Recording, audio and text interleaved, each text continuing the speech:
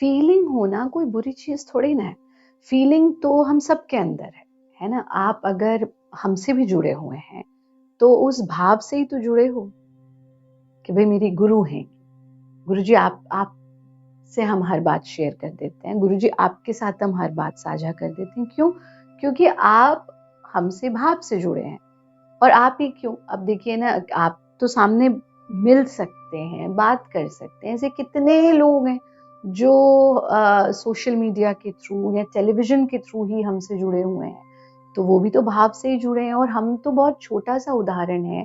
आप कृष्ण से, राम से, इन सब से भाव से ही तो जुड़े हैं। आपकी भावनाएं ही तो हैं उनके प्रति। आपने तो उनको कभी साक्षात नहीं देखा, लेकिन उनके लिए आप क्या फील करते हैं। तो भाव जगत जो है वो एक बहुत इंपॉर्टेंट रोल प्ले करता है।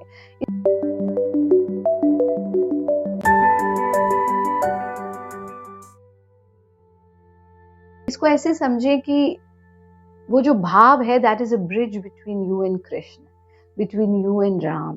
श्री राम के और आपके बीच का जो ब्रिज है, जो पुल है, जो बांधता है आप दोनों को, वो तो भाव ही है।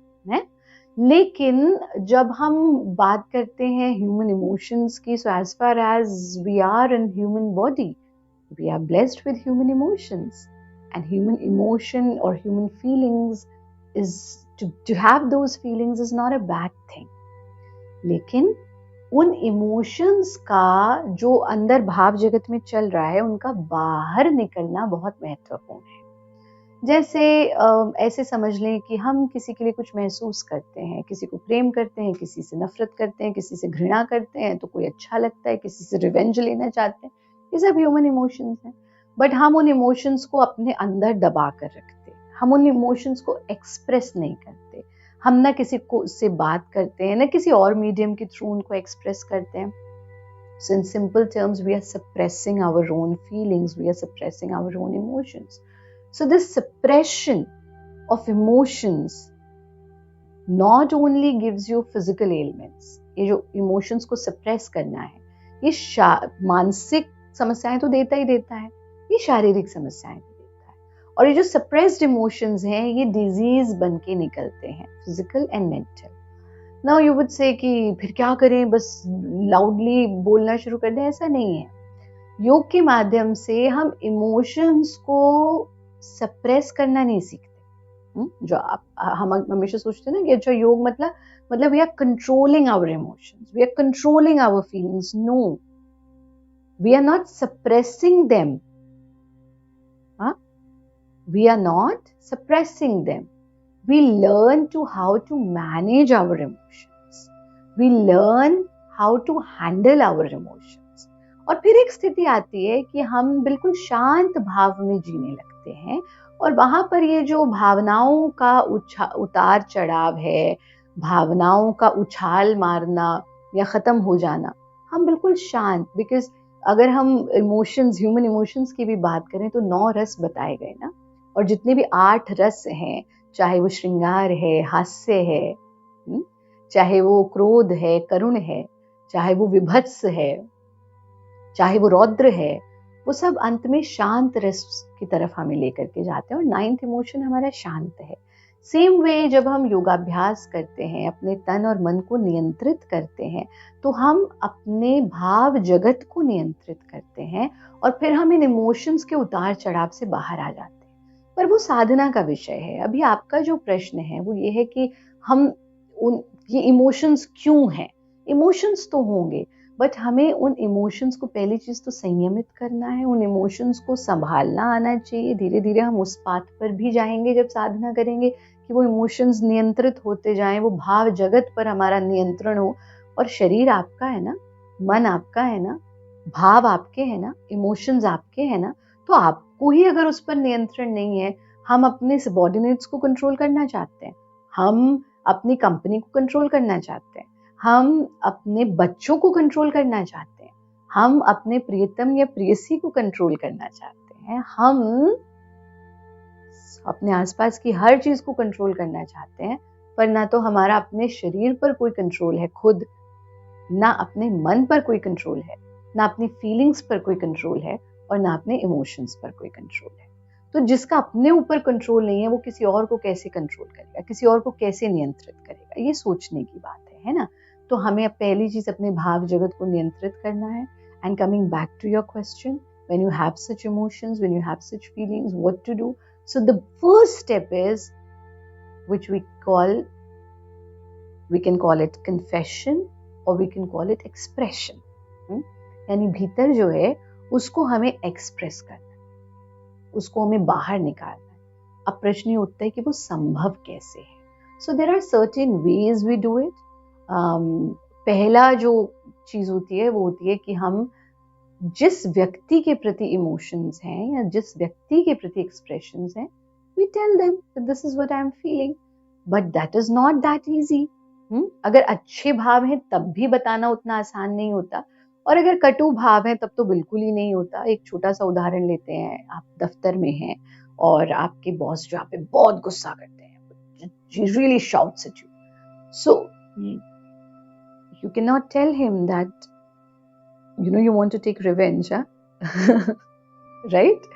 आप बॉस को तो नहीं बता सकते ना कि भाई मुझे तुम पसंद नहीं हो, मुझे तुम अच्छे नहीं लग रहे हो, जिस तरह से तुम बात करते हो मुझे पसंद नहीं है। हाँ, कभी बॉस के साथ आप लंच पर हैं, एक फ्रेंडली सा माहौल है, आप बता सकते हैं सर आपने ऐसे कहा था ना, मेरे को अच्छा नहीं लगा, but you never know that you get that moment और नॉट। अब आप क्या करेंगे, आप वो जो आपको इंसल्टिंग लगा, वो जो आपके अंदर की ग्रजेस हैं, आपके अंदर जो इतना बुरा आपको लगा, आप उसको अंदर ले करके घर लौटेंगे। And that is continuously going on in your mind. So you are irritating on your spouse, you are irritating on your children, और बच्चों पे झिल्ला रहे हैं, पति या पत्नी जो भी हैं आपके उन पर झिल्ला रहे हैं, और फिर आप उन्हीं उस एंगर को, उस फ्रस्ट्रेशन को अंदर दबाए दबाए आप सोने चले गए हैं। And whole night you are dreaming, you are thinking. So what are you doing? It will create anxiety, it will create stress, and not only anxiety and stress, ये आपके जोड़ों का दर्द बन के निकलेगा, या आपके हृदय का रोग बन के निकलेगा, या आपके ब्लड का प्रेशर ऊपर नीचे करेगा, वो बन के निकलेगा। So see how one single instance of your life and one single inability to express what you are feeling, वो क्या कर रही है? वो आपको सोने नहीं दे रही, वो आपके तन के को, आपके मन को, सबको खराब कर रही है। It is giving you diseases, it is giving you ailments. What is the solution? So I said first solution is speak out, share.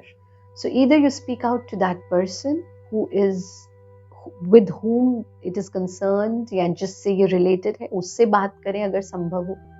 Boss से नहीं कर सकते, पर अगर मित्र के साथ होता है, स्पाउस के साथ होता है, आप बता सकते हैं प्यार से, देखो मुझे ये बात ना अच्छी नहीं लगी, या मुझे तुम बहुत अच्छे लगते हो, या मुझे तुम्हारी ये हरकत अच्छी नहीं लगती है। प्यार से हम अपनी बात रख सकते हैं। अब अगर उससे नहीं कह सकते तो किसी मित्र से, किसी प्रियजन से, जिसको आपको पता है कि आप बात अपने तक रखेगा। वो तो गणेश ही है ना, जो इतना मोटा पेट लेकर के है, श्री गणेश, इसीलिए तो उनका इतना मोटा पेट है और इतने बड़े बड़े कान है। उनके कान में आप कुछ कह दो, वो हजम हो जाता है, कहीं नहीं जाता। बट अगर किसी इंसान को बताओगे तो बात निकलेगी तो फिर दूर तलक जाएगी, क्योंकि बात अगर निकलेगी तो वो बाहर, जिसे तुम अपने मन में नहीं रख पाए, उसे वो अपने मन में कैसे रखेगा। तुम उसे कहोगे देख किसी को बताना मत, बट ऐसा हुआ है। अच्छा, वो अगले हो गएगा, देखो किसी को बताना मत, बट फलाने ने मुझे ऐसा बताया। अरे ठीक है, अरे वो अगले को बताएगा, देखो किसी को बताना मत, बट उसके साथ ऐसा हुआ था, उसने उसको बताया, उसने मुझे बताया, मैं तुम्हें बता रहा हूँ, बट तुम किसी को मत बताना। तो ये एक बहुत बड़ी समस्या हो जाती है। तो अब हम यानी या तो उस व्यक्ति से कहें या किसी ऐसे से कहें जिसपे तुम्हें इतना विश्वास है कि वो किसी और से ना कहे और तुम्हारा मन भी हल्का हो जाए। इसीलिए तो कन्फेशन का प्रावधान बनाया गया ना। अब उस पर आते हैं कैसे। तो फिर आती है दूसरी चीज, अगर आप ऐसे व्यक्ति से एक्सप्रेस कर रहे हैं जो बाहर जाए बात, या आप उस व्यक्ति से नहीं कह सकते जो इससे कंसर्न है, तो आप अपने गुरु को बताएं। हाँ, आप सब अभी आपने आके बताया ना मुझे कि गुरुजी ऐसा है तो क्या है, तो अब आपको हल्का महसूस हो रहा है बताकर। आप हमें गुरु मानते हैं, आप आकर के बताते हैं, या जिनको भी आप गुरु मानते हैं, जिनसे भी आप संपर्क में हैं, और कितने सारे, आप तो चलो सामने हो, कितने सारे ऐसे लोग हैं जो हमसे फिजिकली नहीं मिल पाते, वो हमें पत्र द्वारा बताते हैं, वो हमें लंबे लंबे लेटर्स भेजते हैं। और गुरु तो गुरु ही है ना, गुरु और शिष्य का संबंध ही ऐसा है कि आप अपने मन की बात साझा कर सकते हो। और गुरु एक ऐसा व्यक्ति है, क्योंकि वो तो गुरु है जो अंधकार से तुम्हें रोशनी की ओर ले जाएगा। वो दूसरे को तो क्या ही बताएगा तुम्हारे विषय में, हाँ तुम्हारी समस्या का समाधान जरूर कर देगा। तो हम बैठे, आप हमें बताइए, हमारी पूरी या जो भी आपके गुरु हैं उनको बताइए। तो पहली चीज हुई, या तो उस व्यक्ति को बताएं जिससे कंसर्न है, या किसी अपने ऐसे प्रियजन या मित्र को बताएं जिससे लगता है कि आपको बात बाहर नहीं जाएगी। दूसरी चीज ये हुई, किसी को नहीं बता सकते तो अपने गुरु को बताएं, हमें बताएं अपनी समस्या, लेकिन मन में ना रखें। तीसरी चीज, अगर आपके पास गुरु भी नहीं है, वैसे तो हम कह रहे हैं आप हमको बताइए, हम बिल्कुल आपके लिए ही हैं, लेकिन अगर ऐसे कोई हैं जो जिसके पास there is no one to share, and third is art. Art plays a very very important role. अगर मन में कोई कुंठा है, कोई भाव है, क्रोध है, प्रेम है, ईर्ष्या है, जलन है, कोई भी भाव है, तो art is a wonderful way to express your emotions and your feelings. So when I say art is a wonderful way, आप नृत्य की साधना करें, आप अपने भावों से, एक्सप्रेशन से अपने इमोशंस को एक्सप्रेस करते हैं। आप संगीत की साधना करें, आप अपनी वाणी से अपने इमोशंस को एक्सप्रेस करते हैं। आप थिएटर की साधना करें, आप जो पेंटिंग करते हैं वो अपनी पेंटिंग के माध्यम से। और हम तो हमेशा ये बात कहते हैं, आप तो बहुत यंग हैं, जिन लोगों के बच्चे भी हैं, I always say make sure कि आपका बच्चा कोई एक आर्ट फॉर्म जरूर करे, क्योंकि हम उस समय से हैं जब हमारे पास मित्र भी हुआ करते थे, हमारी जनरेशन, हमारे पास गुरु भी थे, माता पिता भी पूरा समय देते थे। आप उस जनरेशन से हैं कि आपके पास गुरु है, आपने आकर के हमको बताया, आचार्य जी, गुरु जी, मेरी ये समस्या है। लेकिन अब जो आने वाली पीढ़ी है, क्या उसको ऐसे गुरु मिलेंगे, क्या उसको ऐसे मित्र मिलेंगे? You never know what is there in future. तो इसलिए बहुत महत्वपूर्ण है कि आप अपने बच्चों को किसी एक आर्ट में जरूर एक आर्ट गिफ्ट करें। Let them paint, let them dance, let them sing. So that's a wonderful way to express your emotions. और कोई आयु नहीं होती है, you are so young, but because all these discourses are on telecast also, तो जो लोग भी इसको देखेंगे या इस डिस्कोर्स को कभी भी सुने, कला की कोई उम्र नहीं है, क्योंकि भावनाओं की भी कोई उम्र नहीं। जब भाव है, हर उम्र के अपने भाव हैं, अपने इमोशंस हैं, और उनको एक्सप्रेस करने का बहुत ही इजी वे है art. So art is a wonderful way.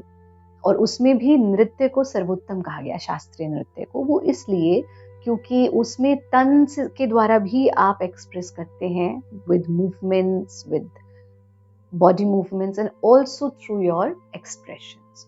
And हमने अभी पीछे एक पूरा वीडियो भी इस चीज पर, जो हमारे फ्राइडे फैक्ट्स विद आचार्य प्रतिष्ठा जाता है एक कार्यक्रम, उसमें दिया कि किस तरह से आप, how scientific Indian classical dance is, and what is the reason that it has always been a part of our religious festivals or cultural festivals or community festivals. तो तीसरी चीज हमें समझ में आई कि पहला, जिस व्यक्ति से कंसर्न है उससे बात करें, या अपने किसी मित्र से बात करें। दूसरा, अपने गुरु से शेयर करें, हमसे शेयर करें। तीसरा, art, take the help of art. और चौथा बहुत महत्वपूर्ण है, अगर तुम्हें आर्ट भी नहीं है, गुरु भी नहीं है, मित्र भी नहीं है, तो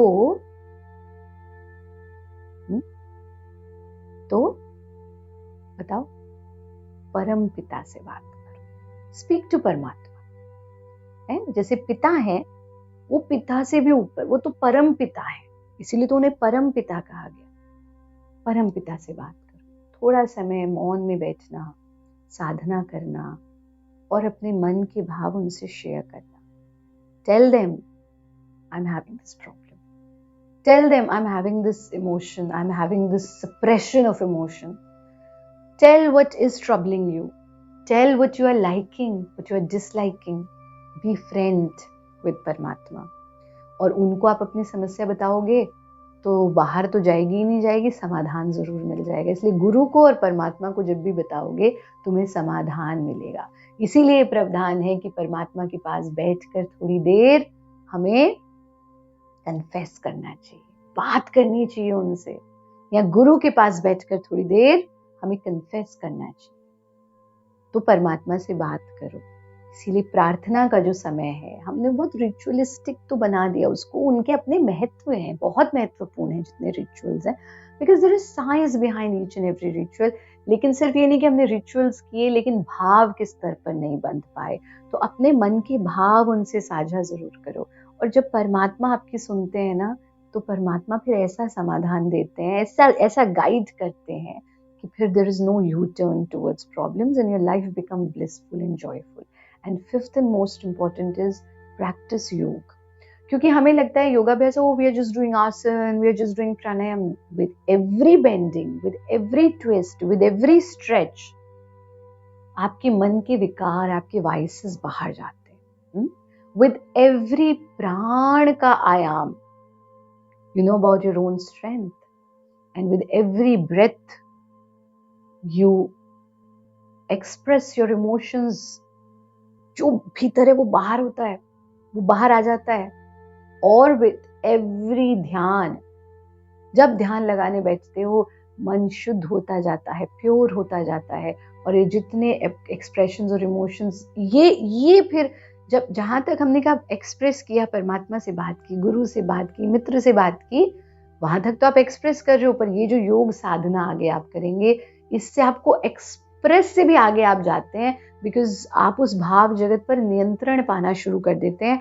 आप अपने इमोशंस पर नियंत्रण, you don't suppress them but you know how to manage them, which is very very important. You know how to, emotions तो आएंगे but you know how to control them, उनको नियंत्रित करना। Control is not also the right word, ये समझिए कि उनको आप समझ जाते हैं कि आपको कैसे मैनेज करना है, और इतना नियंत्रण फिर होता जाता है कि हम शांत रस में जीने लगते हैं। हम जान जाते हैं मैं न क्रोध रूप हूँ, न भय रूप हूँ, न चिंता रूप हूँ, न कुंठा रूप हूँ, न ईर्ष्या रूप हूँ, न द्वेष रूप हूँ, मैं बस शांत रूप हूँ, और मेरा स्वभाव जो है वो शांति का है, और मैं शांत रस में जीना आरंभ कर देता हूँ। तो बहुत सिंपल सी चीजें हमें समझ में आ गई आज। पहली चीज, इमोशंस, एक्सप्रेशंस, फीलिंग्स होना गलत नहीं है, वो होंगी।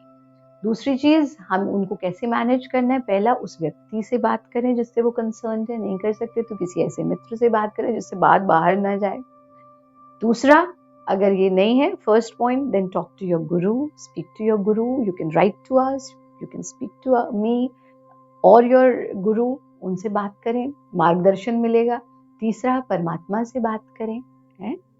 अपनी बातें परमात्मा को बताएं। चौथा, take help from any art form which helps you in expressing yourself, which makes you feel light। और पांचवा, नियमित योग साधना करें, ध्यान, आसन, प्राणायाम, जो सब योग का अंग है, वही आसन एंड प्राणायाम एंड मेडिटेशन है, तो वो करें तो आप देखेंगे कि आप भाव जगत पर नियंत्रण पाना शुरू कर देंगे और हमारी ये समस्या दूर हो जाएगी, है। और कोई प्रश्न?